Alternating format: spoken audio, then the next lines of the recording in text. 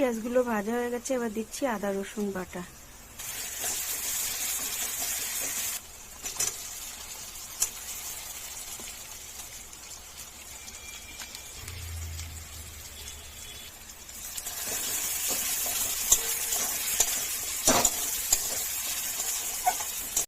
একটু জল দিয়ে দিয়ে ভালো করে কষা হবে, তাহলে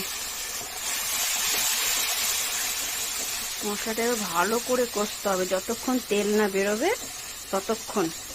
দেখো, তোমরা সবাই বলতে পারো যে জিরে ধনে কেন দাওনি।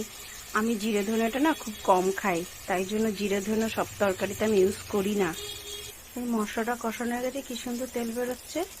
আর মাছের মধ্যে নুন হলুদ দিয়ে মেখে রেখেছি, ওই জন্য মশলায় আমি না নুন দিইনি। এটা বানাবো আজকে লোটে মাছের ঝুড়ো ঝুড়ো।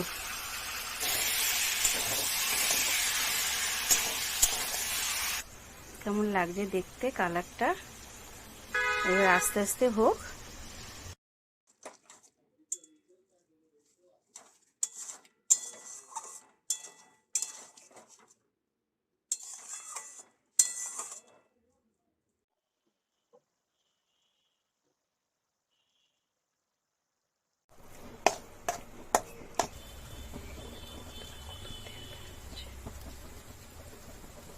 এবার মাছটা হয়ে গেছে, নামিয়ে রাখবো।